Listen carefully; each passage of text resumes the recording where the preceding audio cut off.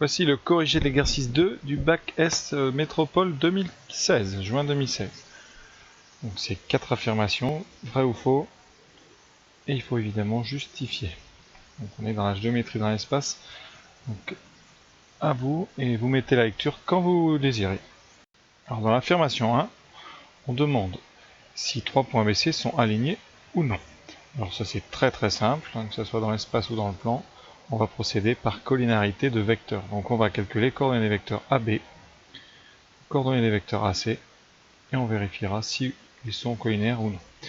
Donc ici, coordonnées d'un vecteur, coordonnées du point d'arrivée moins coordonnées du point de départ. Donc ça fait 3 moins 1, 3 moins 1, 2, 0 moins 2,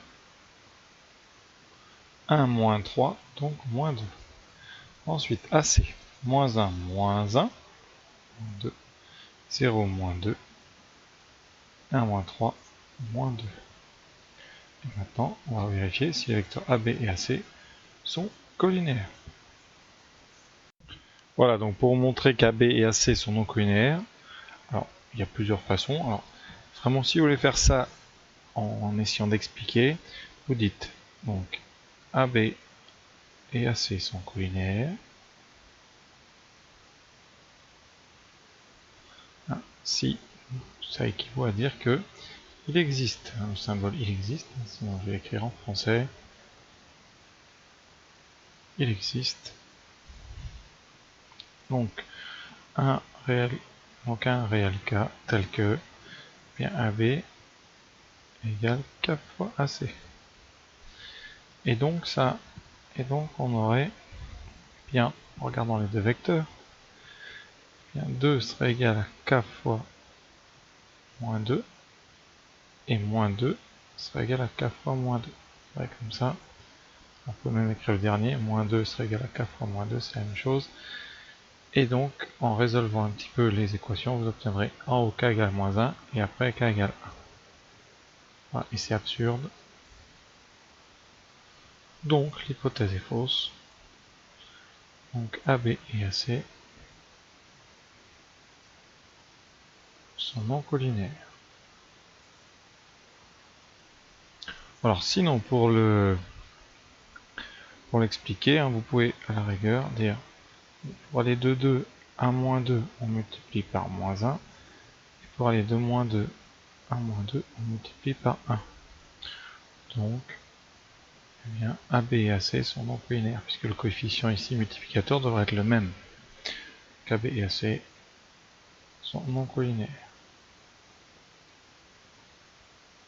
Voilà. Certains écrivent juste les rapports aussi, c'est-à-dire ils écrivent moins 2 divisé par 2, ils calculent le coefficient, ils calculent à côté moins 2 divisé par moins 2, et ils indiquent ici si c'est égal ou pas. Ici c'est différent, et donc ils en déduisent que AB et AC sont non collinaires. Et par conséquent, on va quand même oublier la conclusion, et donc ABC sont non alignés. Donc voilà cette affirmation 1, petite collinarité dont rien de difficile. Hein, alors chacun a ses méthodes, voilà, vous choisirez celle que vous voulez. Il y en a d'autres, je pense, mais voilà. Hein. Affirmation 2. Alors, on vous demande de montrer que le vecteur, donc n de coordonnées 0 à moins 1, est un vecteur normal au plan ABC. Alors d'abord, pourquoi est-ce que le plan ABC est un plan? Eh bien, on vient de montrer que AB et AC, ici, hein, sont non collinaires, et donc ABC est un plan. Puisque vous avez ici deux vecteurs qui vont donner deux directions, donc on est bien dans un espace de dimension 2. Alors, quelles conditions faut-il pour qu'un vecteur soit un vecteur normal à un plan? Eh bien, il faut tout simplement que ce vecteur soit orthogonal à deux vecteurs non collinaires du plan. Donc ici, on les a, nos deux vecteurs non collinaires, donc on va montrer que n est orthogonal au vecteur AB et que n est orthogonal au vecteur AC, et ça, l'outil, c'est le produit scalaire. Donc ici, dans notre repère OIJK qui est bien orthonormé, on va utiliser le produit scalaire. Donc, produit scalaire, alors on rédige comme il n'y a pas vraiment de précaution à prendre. On écrit les coordonnées, le vecteur avec ses coordonnées. On met le symbole du produit scalaire, c'est un point. Ici, le deuxième vecteur, 2 moins 2 moins 2. Et je rappelle que la formule du produit scalaire, c'est x, donc 0 fois 2, plus y, donc plus 1 fois moins 2, plus moins 1 fois moins 2, plus moins 1 fois, moins 2, 1000 fois, voilà. Et on calcule, ça fait 0, moins 2, plus 2, ça donne 0. Donc, n est orthogonal au vecteur AB. Deuxième chose, on calcule maintenant n scalaire AC.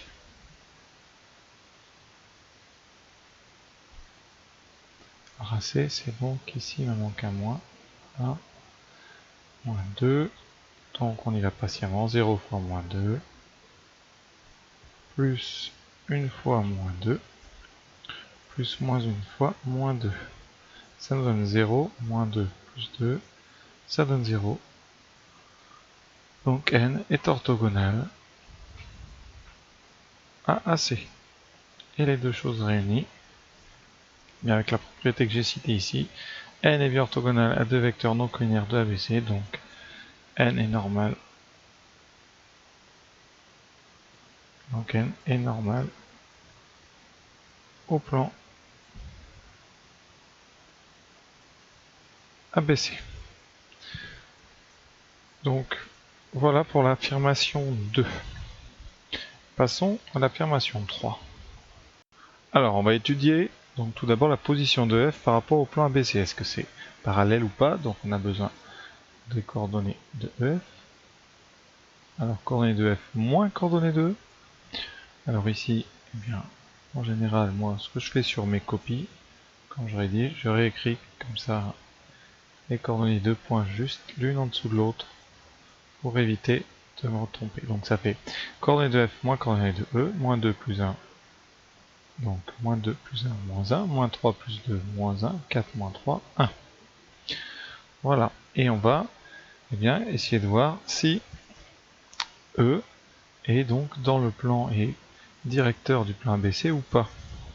Donc pour ça, on va étudier sa position par rapport au vecteur n de tout à l'heure. Et on va donc calculer le produit scalaire avec n. C'est-à-dire n qui était 0, 1, moins 1. Ça nous donne moins 1 fois 0, plus moins 1 fois 1, plus 1 fois moins 1. Donc 0, moins 1, moins 1, ça fait moins 2. C'est différent de 0.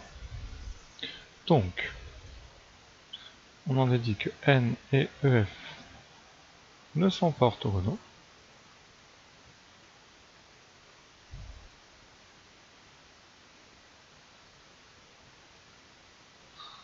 Et comme n est orthogonal à ABC, et comme n est normal, hein, alors il est orthogonal, donc, parce que c'est un vecteur normal, et normal à ABC, eh bien, la conséquence de ces deux choses-là, eh bien, c'est forcément que la droite EF, hein, eh bien, elle n'est pas parallèle au plan ABC, et donc le EF et le plan ABC sont séquents. Alors, on a donc montré que EF et ABC sont séquents, puisque c'est une droite et un plan. On sait que l'intersection de EF et de ABC sont séquents, hein, ici, selon un point. Et il faut trouver ce point. D'après le texte, ce point, c'est le milieu du segment BC. Donc, eh bien, ce milieu, on va l'appeler I, et on va montrer qu'il appartient à EF. Alors, il appartiendra à EF, et comme il appartient à ABC, puisque B et C, ici, sont dans les noms du plan, hein, eh bien, on aura bien trouvé le point d'intersection. Premièrement, montrons que ce milieu appartient à EF. Alors, on a les coordonnées de B, celles de C. Vous savez que pour le milieu, c'est coordonnées de B plus coordonnées de C divisé par 2. Donc ici, on obtient 3 moins 1, 2 divisé par 2, 1. 0 plus 0 sur 2, 0. 1 plus 1, 2 sur 2, 1. Voilà. Et maintenant, on va montrer que I appartient à EF. Alors là, il y a plusieurs méthodes. On va faire comme on a fait dans la première question, montrer la collinéarité de deux vecteurs. Donc on va calculer le vecteur EI. Bon, on a les coordonnées de I ici, les coordonnées de E là, donc on fait la soustraction 1 moins moins 1, 2, 0 moins moins 2, 2, 1 moins 3, moins 2. Et on va regarder ça par rapport à EF. Voilà. Alors, soit on fait une petite méthode avec les coefficients, soit on regarde s'il n'y a pas un coefficient facile à trouver. Et là, bien vous remarquez que pour aller de EI à EF, il faut tout simplement multiplier par moins 1 demi. Donc, si vous n'aimez pas les demi, vous remarquerez que EF, c'est moins 2 fois EI. Donc, EF et EI sont collinéaires.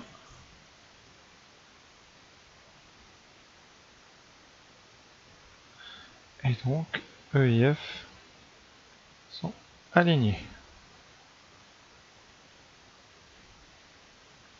Par conséquent, eh bien, I appartient à EF. Première chose. À EF, pardon. E et F, à droite. Alors, le bilan de tout ça. Donc, on a montré quoi? Premièrement, je vous rappelle, EF et le plan ABC se coupent en un point. Ils sont séquents. Ensuite, on sait que I appartient à EF, on vient de le démontrer. Et comme I appartient à la droite BC, puisqu'il appartient même au segment BC, eh bien, I appartient forcément au plan ABC. Puisque, quand vous avez deux points sur un plan, la droite entière passant par ces deux points est incluse dans le plan. Donc, conséquence de ces deux choses, eh bien, I est dans EF, il est dans ABC, donc I eh bien, appartient à l'intersection entre la droite EF et le plan ABC. D'accord? Et comme eh bien, EF et ABC se coupent en un seul point, eh bien, forcément, donc I est le point d'intersection. Donc, d'intersection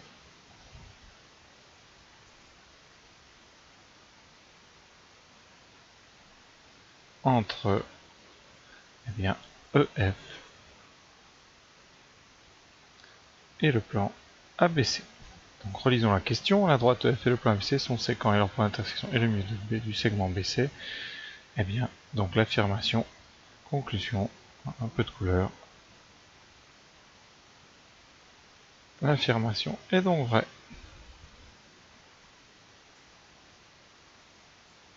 Voilà. Alors, je vais vous proposer deux méthodes. Une méthode 1, que je préfère parce que je la trouve beaucoup plus fine, et la méthode numéro 2, qui je crois est la méthode que choisiront la plupart des élèves, c'est l'utilisation des systèmes d'équations paramétriques. Alors tout d'abord, je vous expose ma méthode à moi, qui n'est pas la mienne d'ailleurs, mais qui va être utilisée par quelques élèves qui regardent bien les coordonnées avant de faire tout de suite des méthodes un petit peu longues. Je vous laisse regarder les coordonnées de ABC, il faut que vous trouviez une relation entre x, y et z qui sera valable pour les 3 points. Quand vous aurez trouvé cette relation, eh bien vous aurez trouvé une équation du plan ABC. Alors, on regarde bien et vous pouvez remarquer que les coordonnées de BC sont très particulières. Vous avez le même y et le même z. Donc, conséquence, si il y avait une équation donc, du type AX plus BY plus Z plus D égale 0, une ou D, il y en a une infinité, eh bien vous ne pouvez pas avoir ici cette partie-là, forcément à vos 0, car pour un même Y et un même Z, vous ne pouvez pas trouver deux X différents. Donc l'équation, une équation du plan ABC ne contient pas de terme AX. Ça veut dire que eh bien, vous pouvez trouver une équation qui ne contient que les lettres Y et Z. Alors ici, c'est très facile à trouver, sans explication, vous regardez bien. Quel est le lien entre Y et Z pour ces 3 points? Eh bien, si vous rajoutez 1 ici, vous tombez sur 3, vous rajoutez 1 ici, vous tombez, voilà, et là vous rajoutez 1. Conséquence, eh bien, les points A, B et C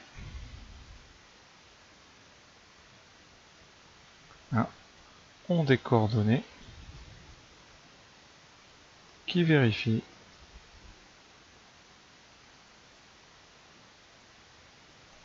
eh bien c'est tout simple, Y, vous faites quoi? Donc Y plus 1 égale Z. Conséquence, eh bien le point ABC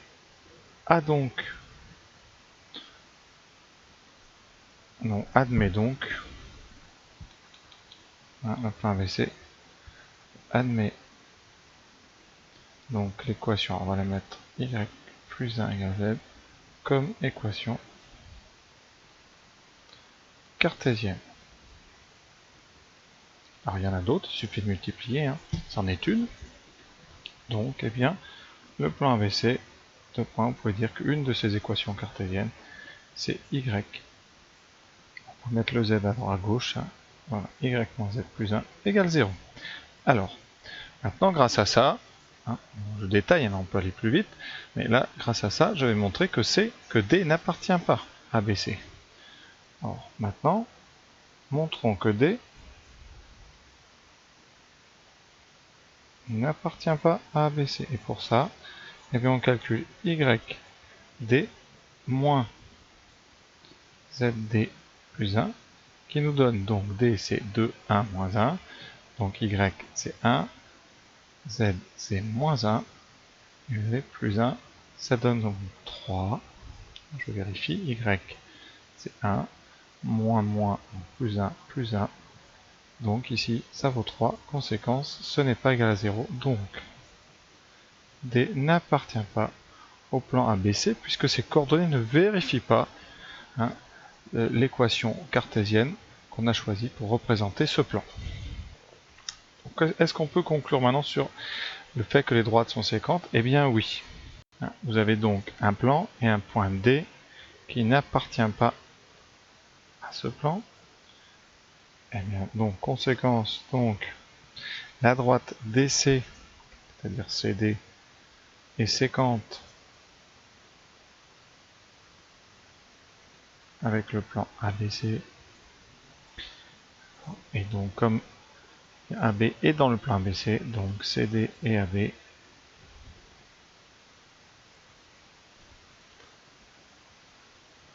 sont séquentes. Quelque part d'ailleurs sur le plan ABC, mais on ne sait pas où.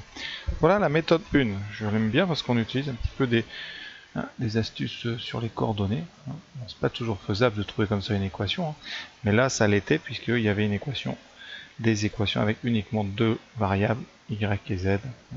Alors si les trois variables sont en jeu, c'est plus difficile comme ça de trouver des liens évidemment.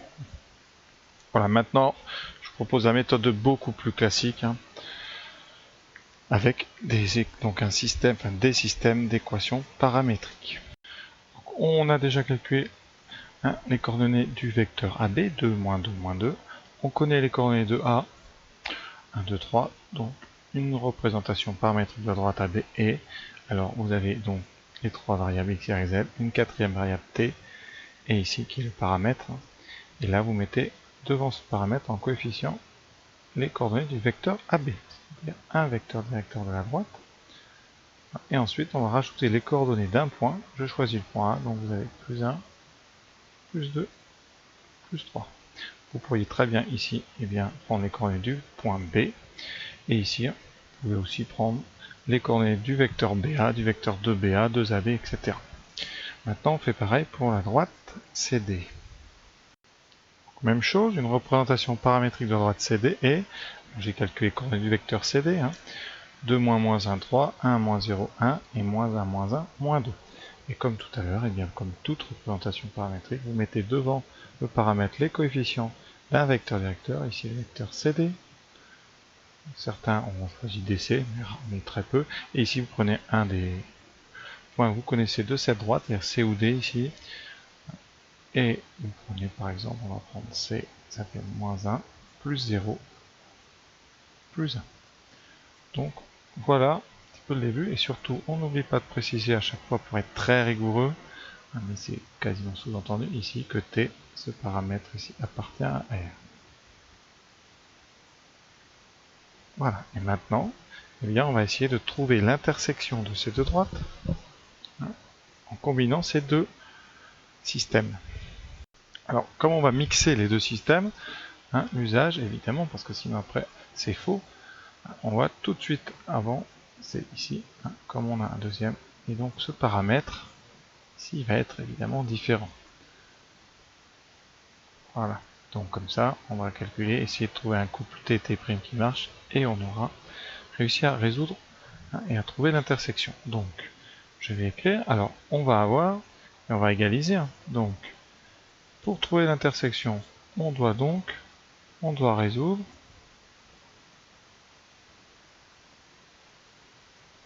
le système suivant. Donc, x vaut 2t plus 1, et x doit être égal à 3t' moins 1. Parce qu'on cherche un point qui est sur les deux droites. Donc, on cherche un triplet x, y, z qui est commun aux deux. Donc, on va égaliser. 2t plus 1 doit valoir 3t' moins 1.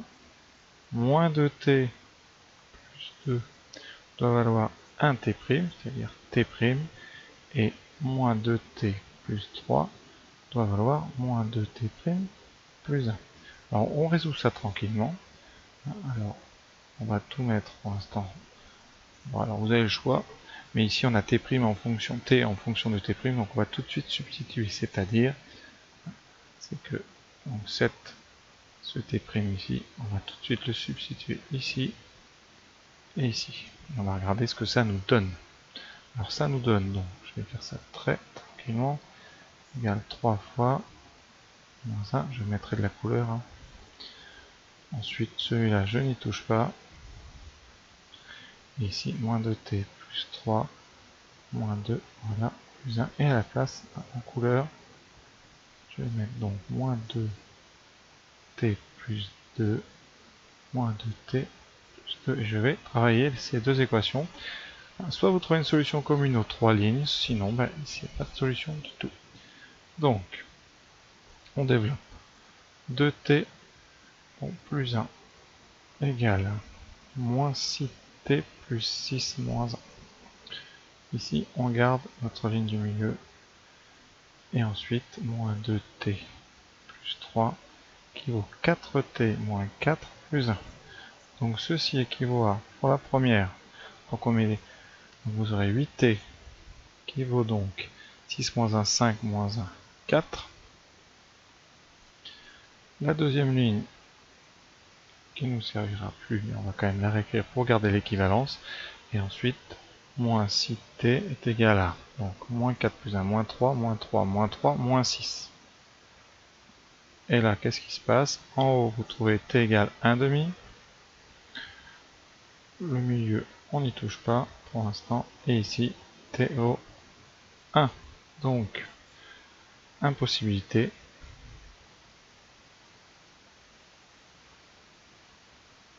Donc, bilan. Les deux droites ne se coupent pas, c'est-à-dire qu'il n'y a pas de solution. Donc, eh bien, les droites ne sont pas séquentes. AB.